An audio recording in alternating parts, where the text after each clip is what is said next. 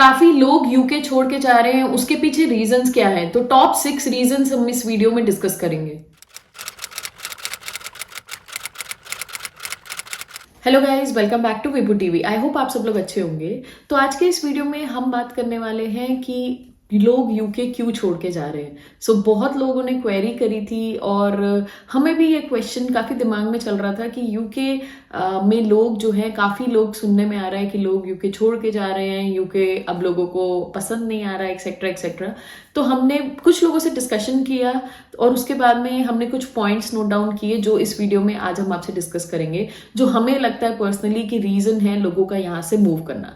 But उससे पहले अगर आप इस चैनल पे नए हो तो इस चैनल पे हम ऐसी इंफॉर्मेटिव वीडियोस यूके से रिलेटेड जो भी लाइफ में हमारी यहाँ पे होता है वो सब शेयर करते हैं, ताकि आज जैसे लोग जो यूके आने वाले हैं या प्लान कर रहे हो या ऑलरेडी यूके में हो, उनके लिए ये वीडियोस बेनिफिशियल हो। तो चैनल को सब्सक्राइब कर दो और हम स्टार्ट करते हैं आज का वीडियो। जैसे कि मैंने बताया, इस चैनल का यही मोटो है कि हम आपको मोटिवेटेड रखें, हम आपको यूके की इंफॉर्मेशन शेयर करें, यूके में क्या हो रहा है और क्या नहीं हो रहा है। ऐसा नहीं है कि हम आपको ये वीडियो डिमोटिवेट करने के लिए बना रहे हैं। सबसे पहले हम स्टिल चाहते हैं कि आप जैसे लोग जो भी प्लान कर रहे हो यूके आने का, वो यहाँ पे आ सके और अपनी ड्रीम जॉब या ड्रीम एजुकेशन, आपको जो भी करना है आप यहाँ पे आके कर सको। बट अभी रिसेंटली हमारे कुछ फ्रेंड्स ने ये स्टेप लिया कि वो यूके से मूव आउट हो गए। तो हमारे भी दिमाग में ये क्वेश्चन आया कि ऐसा क्यों।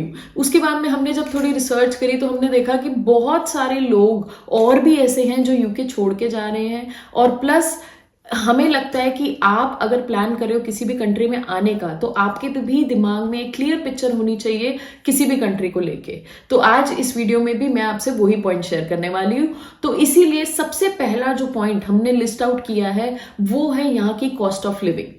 जो कॉस्ट ऑफ लिविंग है, हमने उस पर मल्टीपल वीडियोज बनाई हैं और भी यूट्यूब पे इतनी सारी वीडियोज हैं जहां पे ये बात हो रही है कि यूके की कॉस्ट ऑफ लिविंग जो है काफी ज्यादा बढ़ चुकी है। After what ever has happened, जो भी पिछले 2-3 साल में इन्फ्लेशन यहाँ पे इतना ज्यादा हो चुका है, कॉस्ट ऑफ लिविंग हर चीज में यहाँ पे प्राइजेस जो हैं बहुत ज्यादा बढ़ चुके हैं। अगर आप मैं छोटा सा एग्जांपल आपके सामने लूं, अगर हम ग्रोसरी शॉपिंग के लिए जाते थे बहुत ही नॉर्मल से स्टोर, जो कि यहाँ पे अल्डी या लिटिल ऐसे स्टोर्स में जाते थे पहले, तो अगर हम वीकली शॉपिंग, जो कि बेसिक ग्रोसरी आपकी दूध ब्रेड एक्सेट्रा होते हैं, अगर हम उसकी बात करें तो 40 to 50 पाउंड्स तक हम एक फैमिली में शॉपिंग कर लेते थे।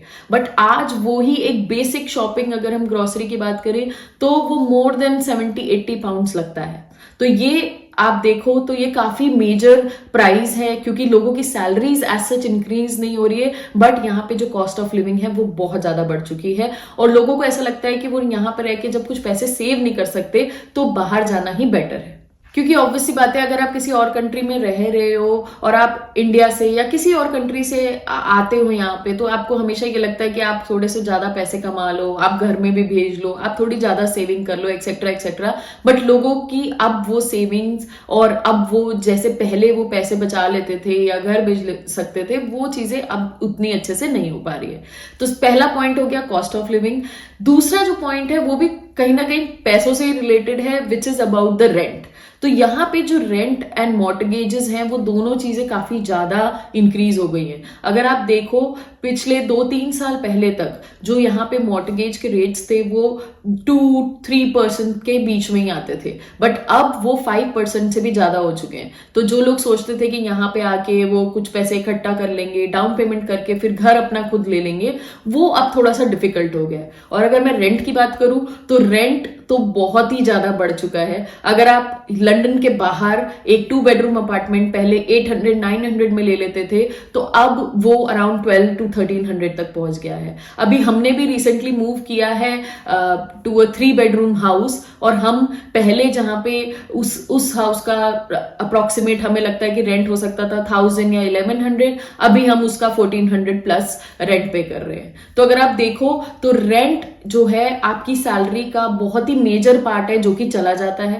पहले लोगों के पास ऑप्शन होता था कि थोड़ा सा सेव कर लेते हैं ताकि हम फिर वो पैसे को इन्वेस्ट कर दें और फिर मॉर्टगेज पे करें, बट अब वो मॉर्टगेज के प्राइसेस भी इतने ज्यादा हो चुके हैं कि लोगों को थोड़ा सा उसके लिए सोचना पड़ रहा है। तो ये एक मेजर, एक और बड़ा रीजन हमको लगता है कि लोगों का यूके छोड़ने का रेंट और मॉर्टगेज का है। अब जो थर्ड हमारी लिस्ट में है वो हमारे खुद के एक्सपीरियंस से भी है, वो है यहाँ के चाइल्ड केयर एक्सपेंसेस। हमें अब ऐसा लगता है कि बेबी प्लान करने का, हमारा बेबी भी 9 मंथ का हो गया ऑलमोस्ट, तो अब हमें लगता है कि this is not the right country, क्योंकि यहाँ पे बच्चे की एजुकेशन, हमने भी सुना था एजुकेशन फ्री है, आपके टैक्सेस एंड ऑल से आपकी एजुकेशन निकल जाती है, बट बच्चा जब 5 इयर्स तक जब तक नहीं होता तब तक के जो चाइल्ड केयर एक्सपेंसेस हैं वो बहुत ज्यादा है यहाँ पे।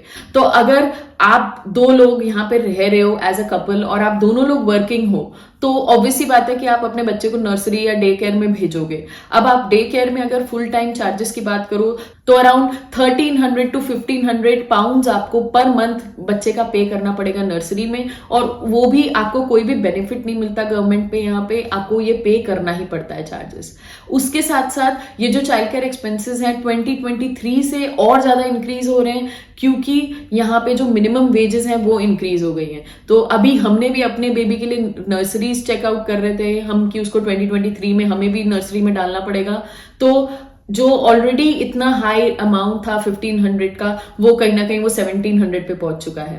तो अगर आप देखो which is a very big amount, अगर 2 लोग काम भी कर रहे हैं और आप कुछ सेव भी नहीं कर पा रहे हो, आप अपनी 70% ऑफ और 80% ऑफ द सैलरी आपकी ऐसे ही चली जा रही है, तो आप भी सोचोगे कि आपको उस कंट्री में आना चाहिए कि नहीं आना चाहिए। इसी के लिए यहाँ पे एक सर्वे भी हुआ था जहां पे ये देखा गया था कि मोस्ट ऑफ द वुमेन जिनके बच्चे 5 ईयर से कम के हैं वो यहाँ पे वर्किंग नहीं है या वो पार्ट टाइम जॉब्स करते हैं, क्योंकि वो फुल टाइम जॉब करने का उनको कोई फायदा ही नहीं होता, क्योंकि अगर वो फुल टाइम जॉब करते हैं तो जितना अमाउंट उनको मिलता है वो अमाउंट उनका कहीं ना कहीं चाइल्ड केयर में ही चला जाता है, और उसके साथ साथ बच्चे से दूर भी रहना पड़ता है। तो मदर्स एंड फैमिलीज यही ट्राई करते हैं कि ठीक है फिर हम जॉब को उतने टाइम के लिए छोड़ देते हैं एंड फिर बाद में जॉब को स्टार्ट करेंगे।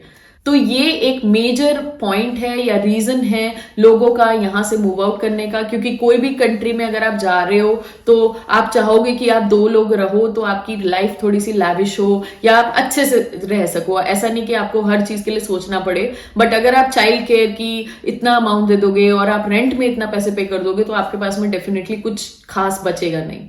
और इसी के साथ साथ आता है हमारा 4th रीजन या 4th पॉइंट, वो है यहाँ के टैक्सेस। तो हमें सबको पता है कि इंग्लैंड के या यूके के टैक्सेस बहुत ज्यादा हैं, सबसे ज्यादा highest taxes which is like 40% यहाँ पे लोगों को देने पड़ते हैं, which is a very huge amount, और गवर्नमेंट उसमें कोई भी एज सच मेजर स्टेप नहीं लेती है या आपको कोई एज सच बेनिफिट्स उस चीज के नहीं मिलते हैं। तो ये भी एक रीजन हमारे सामने आया जब हमने लोगों से डिस्कशन किया कि हमारा 40% तो टैक्स में चला जाता है, उसके बाद में हमें नेशनल इंश्योरेंस अमाउंट अलग से पे करना होता है, तो which is like a very huge amount. तब आप देखोगे अगर आप सैलरी कैलकुलेट करोगे तो इन हैंड सैलरी काफी कम मिल रही है लोगों को, तो लोग इसीलिए भी सोच रहे हैं कि जब उतना अमाउंट हमारे पास आ ही नहीं रहा है, कॉस्ट ऑफ लिविंग क्राइसिस हो चुके हैं, इतना पैसा कॉस्ट ऑफ लिविंग में डेली एक्सपेंसेस में खर्च हो रहा है, तो क्या वर्थ है इस कंट्री में रहने का।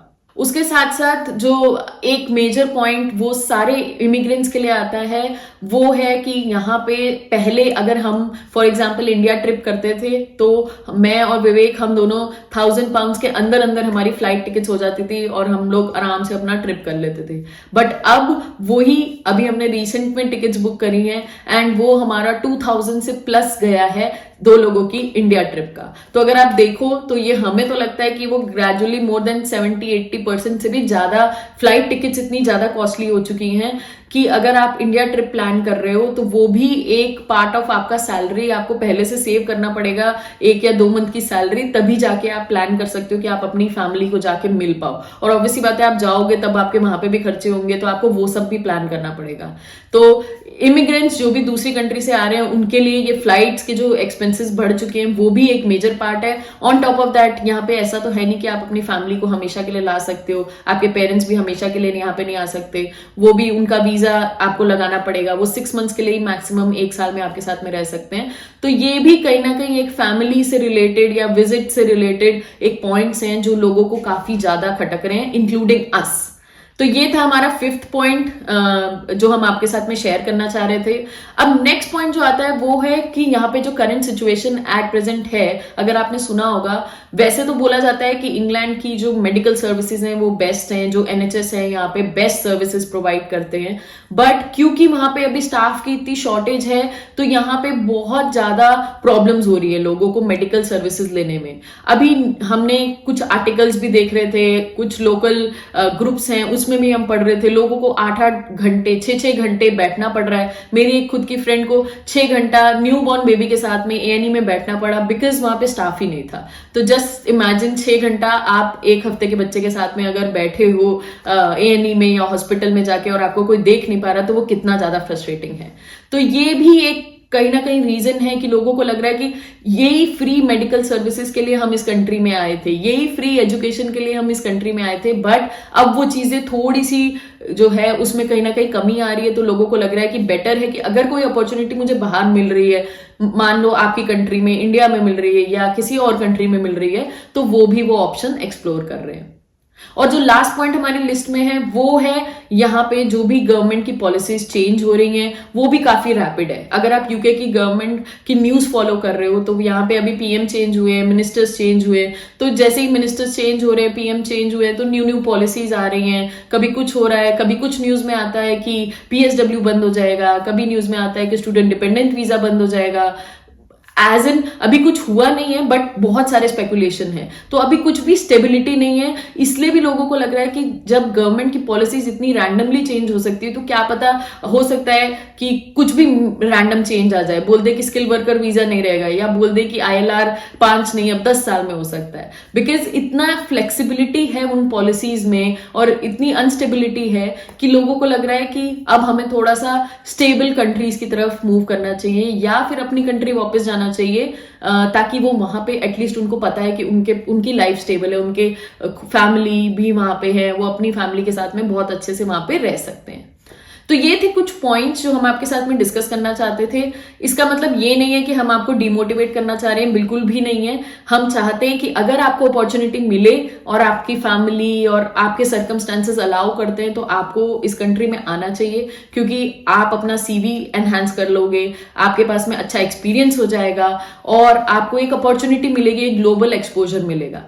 और फिर उसके बाद में आप डिसाइड कर सकते हो कि आपको अपनी कंट्री वापस जाना है या आपको किसी दूसरी कंट्री में जाना है। तो हम आपको बिल्कुल रोक नहीं रहे, बट हमारा काम यहाँ पे बैठ के ये है कि हम आपको क्लियर पिक्चर दें हर चीज के बारे में कि यहाँ पे क्या हो रहा है, ताकि अगर आप आते भी हो यहाँ पे तो आप एकदम रेडी होके आओ, आपका माइंडसेट एकदम क्लियर हो कि आपके साथ में वहां पे क्या क्या सिचुएशंस हो सकती हैं। हमने बहुत सारी वीडियोस बनाई हैं और उन सब के लिंक मैं डिस्क्रिप्शन में दूंगी जो कि आपको पता होने चाहिए। Like for example cost of living कितनी है एट प्रेजेंट, क्या है, वो सब आपको उस वीडियो में पता लग जाएगा। उसी के अकॉर्डिंग आप प्लान कर सकते हो कि आपको यूके मूव होना है या किसी और कंट्री को टारगेट करना है या फिर आपको आपकी कंट्री में ही रहना है। सो जैसे कि मैंने बोला, we don't want to demotivate you. हम चाहते हैं कि आप आओ, आप ट्राई करते रहो। जैसे कि मैंने पहले भी बोला है, आपका काम यही है कि आप ट्राई करो। आप जितना ट्राई करोगे उतनी अपॉर्चुनिटीज आपके लिए खुलेंगी।